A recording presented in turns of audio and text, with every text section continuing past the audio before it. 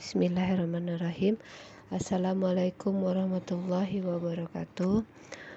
Terima kasih atas kesempatan yang diberikan kepada saya. Perkenalkan, saya Eka Hasni Septiana, Angkatan 2, Kelompok 4, Pelatihan Dasar Calon PNS untuk Kabupaten Natuna tahun 2022. Pada kesempatan ini saya akan membahas pemahaman saya mengenai modul pelatihan dasar calon PNS dengan judul Analisis Isu Kontemporer, yang merupakan bagian dari agenda 1 hari kedua tanggal 30 Agustus tahun 2022. Apakah yang dimaksud dengan isu? Suatu masalah yang belum terpecahkan, yang siap diambil keputusannya. Nah, isu ini bisa terjadi di dalam maupun di luar suatu organisasi atau institusi yang apabila tidak ditangani secara baik akan memberikan efek negatif terhadap organisasi atau institusi tersebut. Sedangkan kontemporer menurut Kamus Besar Bahasa Indonesia artinya itu pada masa kini, pada waktu yang sama. Jadi bisa disimpulkan isu kontemporer yaitu masalah yang terjadi atau dirasakan pada suatu organisasi atau institusi atau bisa juga masyarakat yang belum ditangani, yang terjadi hingga saat ini. Sebelum terjadinya isu, dipastikan ada beberapa faktor yang menyebabkan isu itu terjadi. Nah, salah satunya yaitu perubahan lingkungan. Sebagai seorang ASN, maka harus mempunyai modal dalam menghadapi perubahan serta isu-isu tersebut. Sebelum kita masuk dan belajar mengenai modal yang mestinya dimiliki oleh seorang ASN, kita akan memahami tentang perubahan lingkungan. Perubahan adalah sesuatu yang tidak bisa dihindari dan merupakan bagian dari perjalanan peradaban manusia.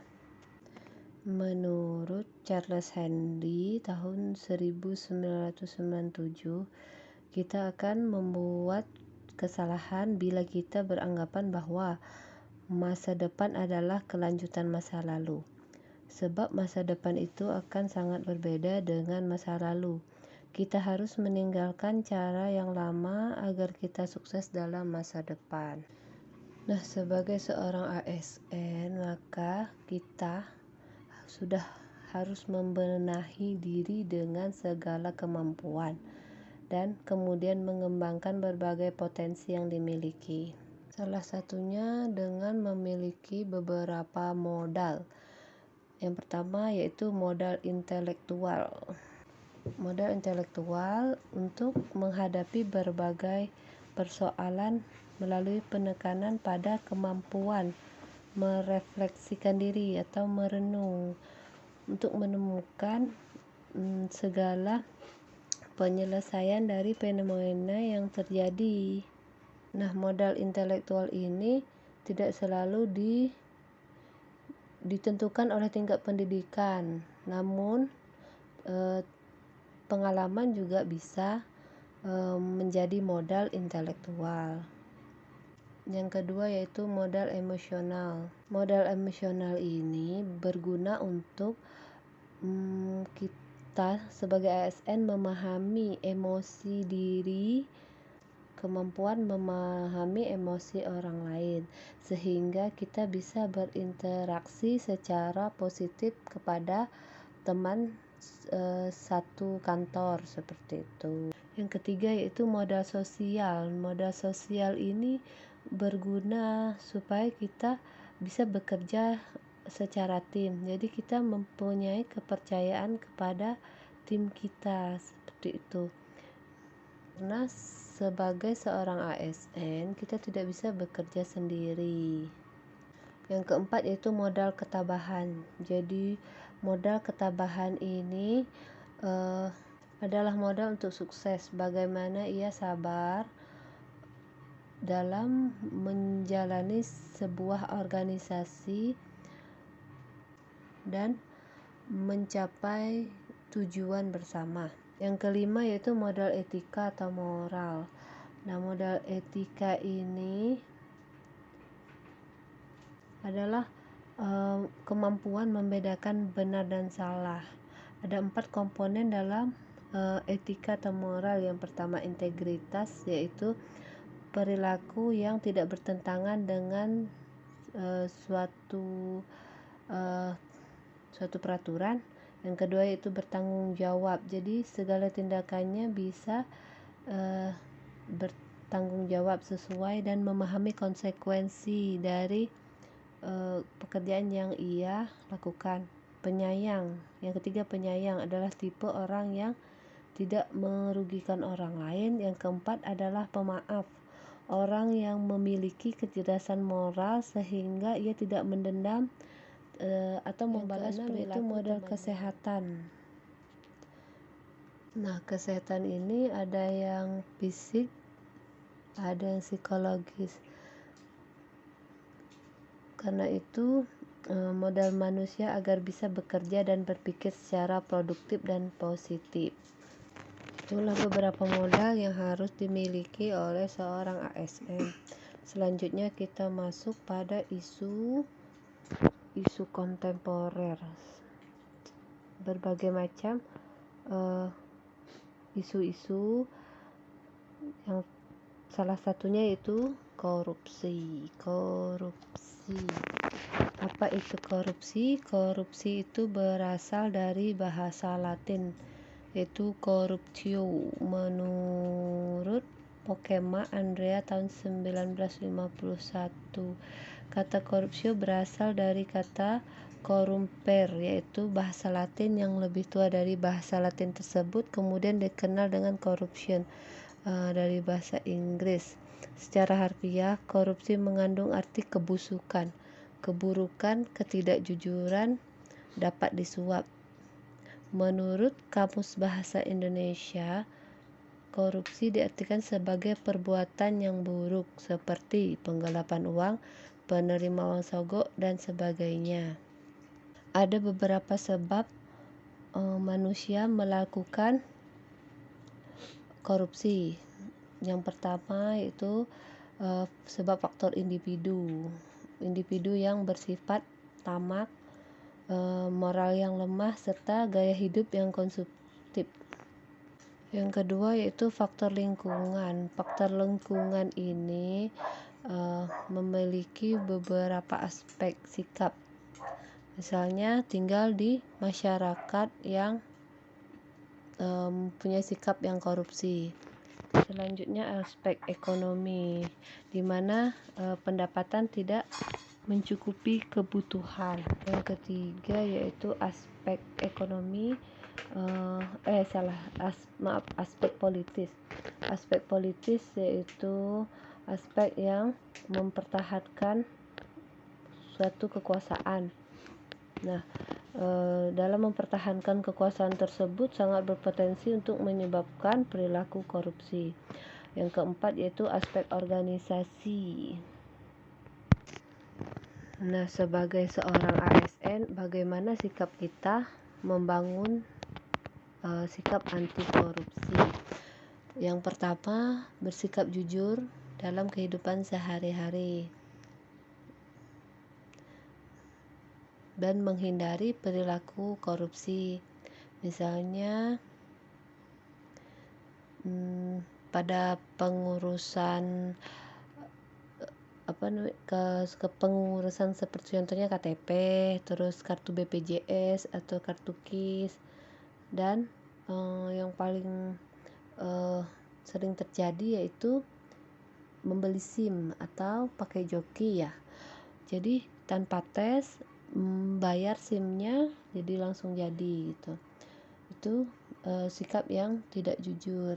Sebaiknya apa yang dilakukan itu sesuai dengan peraturan yang berlaku. Jika memang harus pakai tes untuk membuat SIM, maka lakukanlah. Yang kedua, menghindari perilaku yang merugikan kepentingan orang banyak. Misalnya tertib berlalu lintas, mengantri, dan tidak membuang sampah sembarangan. Yang ketiga, menghindari konflik kepentingan dalam hubungan kerja, misalnya hubungan bisnis atau maupun hubungan bertetangga. Yang keempat, melapor pada penegak hukum apabila menjadi korban perbuatan korupsi atau diperas oleh petugas. Misalnya kita ditilang terus diperas. Nah, mungkin kita bisa melapor kepada atasan seorang petugas tersebut, atau kita menerima pemberian hadiah yang ada maksud tujuannya. Nah, kita bisa juga melapor ke pihak yang bisa menghindari kita agar terjadinya perilaku korupsi. Nah, korupsi ini merupakan salah satu isu kontemporer ya. Selanjutnya kita akan belajar mengenai teknik analisis isu. Setelah kita memahami dan mengenal isu-isu strategis yang berada di sekitar kita atau di sekitar unit kerja kita, maka yang pertama kita memahami dulu isu-isu tersebut. Nah, penggolongan isu itu atau tingkat urgensi isu itu ada 3 tingkatan. Yang pertama isu saat ini, yang kedua isu berkembang, yang ketiga itu isu potensial. Masing-masing isu ini memiliki karakteristik yang berbeda. Ada 3 kemampuan menetapkan isu. Yang pertama environmental scanning, yaitu peduli terhadap masalah organisasi atau institusi dan mampu memetakan hubungan sebab akibat dari masalah tersebut. Yang kedua problem solving, yaitu mampu mengembangkan dan memilih alternatif serta mampu memetakan apa saja penyebab dan peran masing-masing dari pemecahan masalah tersebut. Yang ketiga analisis, yaitu mampu berpikir konseptual, yaitu mengaitkan dengan substansi, mampu mengidentifikasi dampak manfaat dari sebuah pilihan kebijakan atau kegiatan yang diambil untuk memecahkan suatu masalah. Nah, setelah ditemukannya isu-isu tersebut, maka kita menggunakan teknik analisis isu. Yang pertama bisa menggunakan teknik tapisan, yaitu dengan metode APKL, aktual, yaitu isu tersebut benar-benar terjadi dan sedang hangat dibicarakan dalam suatu institusi, organisasi ataupun masyarakat. Terus problematik, yaitu isu tersebut memiliki dimensi masalah yang kompleks sehingga perlu dicarikan solusinya secara komprehensif. Terus kehalayakan, yaitu isu tersebut menyangkut hajat hidup orang banyak dan layak, artinya isu tersebut memang masuk akal, realistis, relevan dan dapat dimunculkan inisiatif permasalahannya. Alat bantu lainnya yaitu dengan menggunakan USG. USG itu dari kata U, urgency, yaitu seberapa mendesakkah isu tersebut harus dibahas, dianalisis dan ditindaklanjuti. S itu seriousness, seberapa serius isu tersebut harus dibahas dan dikaitkan dengan akibat yang ditimbulkan dari isu tersebut. G itu growth, yaitu seberapa besar kemungkinan memburuk isu tersebut jika tidak ditangani segera. Setelah kita tapis isunya, maka kita lakukan teknik analisis isu. Teknik analisis isu itu dengan cara yang pertama itu bisa mind mapping. Mind mapping itu bentuk teknik pemanfaatan. Misalnya kita membuat atau mencatat yang mengakomodir cara kerja antara otak kiri dan otak kanan, sehingga kita mencatat apa saja yang menyebabkan suatu isu itu bisa terjadi. Nah, mind mapping juga mempunyai manfaat lain. Manfaat yaitu yang pertama fleksibel. Fleksibel itu jadi kita dapat dengan mudah menambahkan catatan-catatan baru sesuai dengan peta pikiran kita. Yang kedua, memusatkan perhatian. Jadi kita tidak berpikir untuk menangkap setiap kata atau mencatat. Jadi kita bisa membuat seperti bagan-bagan atau kotak-kotak seperti itu. Nanti yang ketiga itu fungsinya meningkatkan pemahaman dengan peta pikiran. Selanjutnya menyenangkan imajinasi dan kreativitas. Berarti kita bisa menambahkan segala sesuatu catatan yang menyenangkan supaya kita bisa belajar untuk memecahkan suatu masalah atau isu. Yang kedua yaitu fishbone. Fishbone itu pendekatannya seperti diagram fishbone ya, ikan, tulang ikan. Jadi kita membuat bagan dulu seperti tulang ikan. Selanjutnya di sisi kepala itu merupakan akibat dari isu yang tidak kita tangani, sedangkan tulang-tulangnya itu kita tuliskan penyebab apa saja yang menyebabkan faktor apa saja yang menyebabkan terjadinya isu tersebut. Yang ketiga yaitu analisis SWOT, SWOT. Jujur saya baru dengar SWOT ini, tapi saya akan coba memahami. Adalah suatu metode analisis yang digunakan untuk menentukan dan mengevaluasi, mengklarifikasi dan memvalidasi perencanaan yang telah disusun sesuai dengan tujuan yang ingin dicapai. Analisis SWOT itu yang pertama tahap pengumpulan data. Jadi data diperoleh dapat dibedakan menjadi dua, data eksternal atau data internal. Data eksternal diperoleh dari lingkungan dan data eksternal itu dari organisasi itu sendiri. Kedua yaitu tahap analisis. Setelah mengumpulkan semua informasi strategis, tahap selanjutnya adalah memanfaatkan semua informasi tersebut dalam model-model kuantitatif perumusan strategi yang disusun dalam menggunakan matriks SWOT.